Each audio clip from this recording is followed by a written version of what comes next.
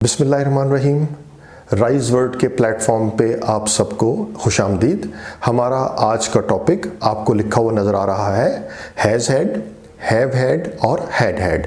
ये टॉपिक अपनी कंस्ट्रक्शन, अपनी बुनत के एतबार से थोड़ा सा नया, थोड़ा सा स्केरी भी है।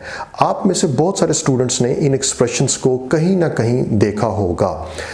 आप इसे इस्तेमाल तो कर लेते हैं, बट आपके जहन में कॉन्सेप्चुअली इम्पैक्ट के एतबार से क्लैरिटी का फुकदान होता है। आप नहीं समझ पा रहे होते कि इन तीन कंपोजिशंस को हमने कब, कहाँ और कैसे इस्तेमाल करना होता है और इनके इस्तेमाल में क्या क्या गलतियाँ मुमकिन तौर पर हो सकती हैं। तो आज का ये लेक्चर इन तमाम चीज़ों का अहाता करेगा और इंतहाई मुख्तसर से वक्त में हम इस एक्सप्रेशंस को समझने में कामयाब हो जाएंगे। उससे पहले मैं एक बात कहना चाहूँगा। देखिए, हमारा माइंड सेट इंक्लाइंड हो चुका है, डेवलप हो चुका है टुवर्ड्स एंटरटेनमेंट। अब जब भी कोई चीज़ अनएंटरटेनिंग होती है तो आपका स्क्रीन रिटेंशन यानी स्क्रीन पर नज़रें जमा कर रखना आपके लिए बहुत मुश्किल हो जाता है। लेकिन डियर स्टूडेंट्स, ये बात जहन में रखिए कि if you want to learn something, the first habit that you need to develop is patience.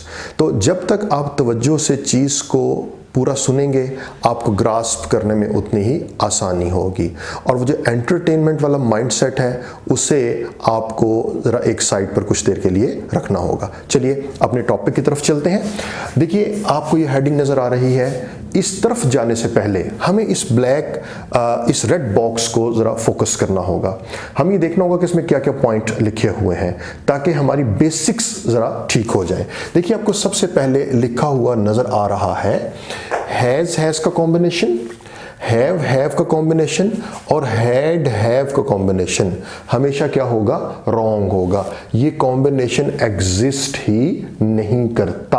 अगर आप टॉपिक को दोबारा देखिए तो जो सेकंड पोजीशन है वो परमानेंटली ओन्ड बाय हैड, यानी सेकंड पोजीशन पर आपको हमेशा क्या नजर आएगा? हैड नजर आएगा, चाहे आप प्रेजेंट की बात कर रहे हो, चाहे आप पास्ट की बात कर रहे हो। तो पहला तो हमने देख लिया कि अपनी कंपोजिशन के एतबार से ये सारे एक्सप्रेशंस आपके पास गलत हैं। Point number 1। पॉइंट नंबर 2, जब हमें आईएनजी ऐड करना होता है तो हमें किस बात को ज़हन में रखना है? याद रखिए, आप हैज़ के साथ कभी भी आईएनजी का इजाफा नहीं कर सकते, ये रॉन्ग होगा। लेकिन आप हैव के साथ आईएनजी का इजाफा कर सकते हैं, ये चीज़ आपके लिए राइट होगी। अच्छा, इसकी बुनियादी वजह क्या है? आइए वो एक एग्जाम्पल से हम समझते हैं। देखिए, यहाँ पर आपको लिखा हुआ नजर आ रहा है ही रन्स, और दूसरा ग्रीन आपको लिखा हुआ नजर आ रहा है दे रन। इसमें बुनियादी फर्क क्या है? मेरा ख्याल है ये सबको पता है कि हमारा सिंगुलर सब्जेक्ट होगा, थर्ड पर्सन में होगा, यानी ही, शी, इट या कोई भी नेम हो जाए, कोई भी सिंगुलर नाउन हो जाए, तो उसमें प्रेजेंट में आप हमेशा एस का इजाफा करते हैं वर्ब के साथ, रन्स। अच्छा, अगर आपका सब्जेक्ट प्लूरल है तो आप कभी भी फर्स्ट फॉर्म में एस का इजाफा नहीं करते। यहां तक बात क्लियर होगी। अब इसको कंपेयर करें जरा और फिर उसको एनालाइज कीजिए। देखिए, जब सिंगुलर सब्जेक्ट हो तो हम प्रेजेंट में रन्स लिखते हैं, और सिंगुलर सब्जेक्ट हो और अगर हमें हैव और हैज में से चॉइस लेनी हो तो हमेशा हम यूज करते हैं ही हैज, और प्लूरल सब्जेक्ट के साथ हमेशा हम क्या यूज करते हैं? हैव। तो इस रेड एरो की मदद से आप समझिए कि फर्स्ट फॉर्म में एस का इजाफा करने के बाद आपकी रिप्लेसमेंट क्या बनती है? हमेशा हैज। और अगर आप फर्स्ट फॉर्म का इजाफा के बगैर वर्ब यूज कर रहे हैं तो उसकी रिप्लेसमेंट आप क्या होगी? हैव। तो हैज पैरेलल है फर्स्ट फॉर्म में एस के साथ और हैव पैरेलल है फर्स्ट फॉर्म विदाउट एस के साथ। अब अगर आपको आईएनजी लगाना पड़ जाए इन दोनों वर्ब्स के साथ तो आप रनजिंग कभी यूज नहीं करते, RUNSING। आप हमेशा क्या यूज करते हैं? Running, RUNNING। ये बात क्लियर हुई? बिल्कुल उसी तरह जैसे एस वाली फॉर्म के साथ एस का इजाफा नहीं हो सकता, आईएनजी का इजाफा नहीं हो सकता, बिल्कुल उसी तरह जो उसकी रिप्लेसमेंट है, जो उसकी इक्विवेलेंट है हैज, उसमें भी आईएनजी का इजाफा नहीं हो सकता। तो हैजिंग कोई एक्सप्रेशन नहीं होता। ये गलत हो गया आपके पास। ओके, अब आइए, तो जैसे आप रनिंग कर सकते हैं बिल्कुल आप उसी तरह हैविंग भी कर सकते हैं। तो हमने यहां लिखा हैव प्लस ing, राइट, लेकिन ऑफ कोर्स जब आप हैविंग लिखेंगे तो HAVING आपका ड्रॉप हो जाएगा। अच्छा, अब थोड़ा सा आगे चलिए, पॉइंट नंबर 3 बड़ा इंपॉर्टेंट है। आप सबको पता है कि हैव का प्राइमरी मीनिंग हमेशा पोजेशन होता है। अच्छा, तो जब आप कहते हैं कि आई हैव अ कार, तो आप एक पोजेशन शो कर रहे हैं। लेकिन याद रखिए, जब भी आप हैव को यूज करें, किस एतबार से? पोजेशन के एतबार से। यानी आप हैव को किन मानों में इस्तेमाल कर रहे हैं? पोजेशन के एतबार से। तो आप कभी भी हैविंग का इस्तेमाल नहीं कर सकते, रॉन्ग होगा। यानी हैविंग ing फॉर्म, यानी जब हैव पोजेसिव मीनिंग दे रहा हो, पोजेशन का, होल्ड का, ओनरशिप का मीनिंग दे रहा हो, तो आप कभी भी उसके अंदर ing का इजाफा नहीं कर सकते। एग्जाम्पल देखिए, जब हम यहां लिखते हैं आई एम हैविंग अ कार, तो इस नाउन कार के ऊपर आप अपना पोजेशन शो कर रहे हैं। आप यहां पर हैविंग का इस्तेमाल नहीं कर सकते, आपको एम भी हटाना पड़ेगा और यहां से आपको ing भी हटाना पड़ेगा, ऐसे। तो अब आप लिखेंगे I have a car. I am having a new home in the town, ये गलत होगा। I have a new home in the town. बात क्लियर हो गई। तो हमने सीख लिया कि पोजेशन में आप हैविंग का इस्तेमाल नहीं कर सकते, बिल्कुल ये गलत तस्वुर होगा। अच्छा जी, अब थोड़ा सा आगे चलते हैं। नेक्स्ट देखिए, अगली एग्जांपल में हमें थोड़ी सी कॉन्ट्रडिक्शन नजर आ रही है। I am having my lunch, ये बिल्कुल ठीक सेंटेंस है। They are having a problem, ये बिल्कुल ठीक है। अच्छा, जब आप हैव के साथ ing का इजाफा करते हैं तो याद रखिए इसका मतलब कभी भी क्या नहीं हो सकता? पोजेशन नहीं हो सकता, इसके मीनिंग चेंज हो जाते हैं। आप खुद भी गौर कीजिए कि लंच पर आप अपना पोजेशन शो नहीं कर रहे हैं, बल्कि लंच के तरफ जो एक्शन रेफर करता है वो ईट होता है। तो यहां पर हैविंग का एक नया मफहूम आपने क्या सीखा? Eating. I am eating my lunch, एक बात हो गई। दोबारा देखिए, they are having a problem. अब यहां पर हैविंग, आप प्रॉब्लम को पोजेस नहीं करते, आप प्रॉब्लम से सफर करते हैं या आप प्रॉब्लम से गुजरते हैं, यानी उसको एक्सपीरियंस करते हैं। तो यहां पर हैविंग का मतलब क्या होगा आपके पास? EXPERIENCING, experiencing. तो अब आपने क्या बात सीखी कि जब भी हैव के साथ ing का इजाफा हो जाएगा, उसका मतलब कभी भी क्या नहीं होगा? पोजेशन नहीं होगा, बल्कि वो एक नए मफहूम में, एक नए मानों में, एक नई कोनोटेशन में इस्तेमाल होगा। वो हमें देखना होंगी कोनोटेशंस कौन कौन सी होती हैं। अब देखिए जरा, having taken dinner, he slept, खाना खाने के बाद या डिनर करने के बाद वो सो गया। इसमें आपने नोट क्या करना है कि एक्चुअली यहां पर क्या मौजूद है? आफ्टर। आफ्टर एक प्रपोजिशन है, तो प्रपोजिशन के बाद हमेशा आपने वर्ब की फर्स्ट फॉर्म में क्या इजाफा करना होता है?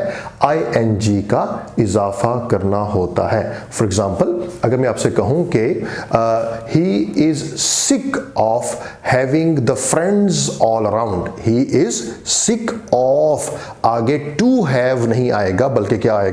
हैविंग आएगा। तो हैविंग का एक और इस्तेमाल आपने क्या सीखा कि प्रपोजिशन के बाद चूंकि जब भी कोई वर्ब यूज होता है वो ing के साथ होता है, तो अगर हैव आ रहा होगा तो आपने हमेशा उसके साथ क्या यूज करना है? ing यूज करना है। और मैं एक बात रिपीट कर दूं, ही के साथ आपने हैजिंग कभी यूज नहीं करना। He is sick of hedging friends all around all the time, गलत होगा। आपने हमेशा हैविंग यूज करना, जैसे हम एक्सप्लेन कर चुके हैं कि हैव के साथ ing होगा और हैज के साथ कभी भी ing का इजाफा नहीं होगा। इवन सिंगुलर सब्जेक्ट के साथ भी आप हैविंग ही यूज करेंगे। ओके, अब थोड़ा सा आगे चलते हैं। अच्छा, अब थोड़ा सा आइए कि ये एक्सप्रेशंस क्या है। ये तो हमने बेसिक्स सीख ली, अब हम सीखते हैं कि ये पैरेलल कैसे इस्तेमाल होते हैं। उसके लिए डियर स्टूडेंट्स आपको क्या करना पड़ेगा? आपको जरा ये कंपैरिजन ड्रॉ करना पड़ेगा। देखिए, आपने एक प्रेजेंट इंडेफिनिट का सेंटेंस लिया, आई ईट, मैं खाता हूं, बिल्कुल ठीक हो गया। अच्छा, ईट का एक जो रिप्लेसमेंट है वो हैव है, यानी हैव का एक मीनिंग क्या होता है? ईट। तो हमने क्या किया? ईट को किससे रिप्लेस कर दिया? हैव से। आई हैव, मैं खाता हूं। ओके, चलिए अब इसको कंटिन्यूस में चेंज किया, आई एम ईटिंग, मैं खा रहा हूं। ओके, अब दोबारा आइए जरा यहां पर, आई एम हैविंग। अब यहां हैविंग का मतलब क्या होगा, मैं खा रहा हूं। ठीक होगी ये बात। आपने रिप्लेसमेंट पैरेलल चला रहे हैं हैव को और ईट को, क्योंकि ये दोनों एक दूसरे के पैरेलल इस्तेमाल हो सकते हैं। अब थर्ड आ जाइए, अब इसी सेंटेंस को परफेक्ट में कन्वर्ट कर दें। I have eaten, present perfect, मैं खा चुका हूं या मैंने खा लिया है। अब इसी को अप्लाई कीजिए यहां पर, I have, और यहां आप have की थर्ड फॉर्म यूज करेंगे, वो आपने क्या यूज कर दिया, had। जैसे आपने यहां पर eat का थर्ड फॉर्म यूज किया था, यानी कि क्या, eaten। तो बात क्लियर हुई। अब एक्सप्रेशन देखिए क्या बन गया, हैव हैड। अब यहां पर आपने एक नई बात सीख ली, जैसे ये हैव यहां पर हेल्पिंग वर्ब है आपके पास, और ईटन यहां पर आपके पास आपका मेन वर्ब है। इसी तरह हैव और हैड किस कॉम्बिनेशन में, जो फर्स्ट एक्सप्रेशन है वो आपके पास हेल्पिंग वर्ब, और जो हैड आपके पास है वो आपके पास एज अ मेन वर्ब। और ये मेन वर्ब इस वक्त आपको क्या मीनिंग दे रहा है, टू ईट, खाना। ओके, अब जरा आगे चलिए, अब इसकी हम प्रैक्टिस करते हैं, देखिए आपको क्लियर हो जाएगा। Let's eat a cake, there is your friend, he says आओ केक खाते हैं। आप उसे कहते हैं कि मैंने अभी अभी केक खाया है, अभी अभी मैंने ये एक्शन कंप्लीट किया है। तो जब भी आपने कोई एक्शन रीसेंट पास्ट में किया होता है, उसके लिए परफेक्ट टेंस यूज करते हैं, और परफेक्ट का कॉम्बिनेशन क्या होता है, हैज या हैव के साथ आप क्या यूज करते हैं, थर्ड फॉर्म। तो आप यहां पर यूज करें no I have had, helping verb और साथ उसका मेन वर्ब। और यहां पर हैड क्या मीनिंग दे रहा है आपको, जैसे वो हमने लिखा था कि यहां पर ये आपको ईट का मीनिंग दे रहा है। तो ये कॉम्बिनेशन आपके पास आ गया हैव और हैड का। चले अब आगे देखिए जरा, he has had 3 jobs in 5 years। अब यहां पर अगेन ये हेल्पिंग वर्ब हुआ आपके पास, और ये जो हैड है आपको, ये आपका हेल्पिंग वर्ब नहीं बल्कि मेन वर्ब है, और इसका मीनिंग यहां पर क्या हो जाएगा, वर्कड, WORKED। यानी he has worked 3 jobs in 5 years, उसने 5 सालों में 3 मुख्तलिफ जगह पर काम किया है। तो आप देख रहे हैं कि हैज और हैड के कॉम्बिनेशन में या हैव और हैड के कॉम्बिनेशन में जो सेकंड वाला हैड है वो एक नए मानों में इस्तेमाल होता है। आगे चलिए, we have had this issue for 2 years। We have, अब यहां पर इस हैड का मतलब क्या होगा आपके पास, एक्सपीरियंस्ड। वी हैव एक्सपीरियंस्ड, या इसका मतलब हो सकता है एंड्योर्ड, बर्दाश्त करना। We have endured this issue for 2 years। हमने 2 साल तक इस मसले का सामना किया है। ओके, अब आगे देखिए जरा, when I reached he had had his dinner. अब देखिए यहां पर कॉम्बिनेशन आपके पास क्या आ गया, हैड हैड।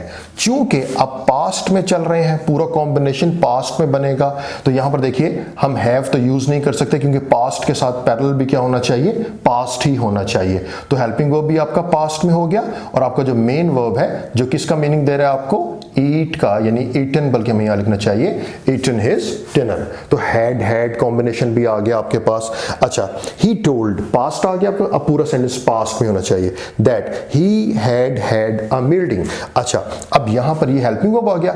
अब ये जो सेकंड हैड है ये एक नए मीनिंग्स में इस्तेमाल होगा। For example, he had chaired, यानी उसने मीटिंग की सदारत की। अच्छा जी, he had held a meeting, hold, held, head.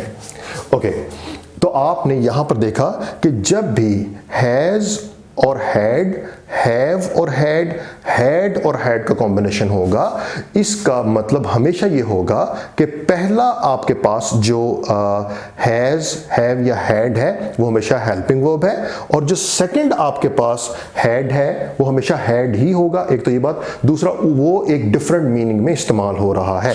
नीचे कुछ मीनिंग्स आपके सामने जोट डाउन कर दिए गए हैं, यानी हैव का एक मतलब ईट भी हो सकता है, एक्सपीरियंस भी हो सकता है, अलाउ भी हो सकता है, डू हो सकता है, एंड्योर हो सकता है, वर्क हो सकता है, जॉइन हो सकता है, होल्ड हो सकता है। और अगर आप हैड यूज करेंगे तो ऑब्वियसली इनकी थर्ड फॉर्म आप यूज करेंगे।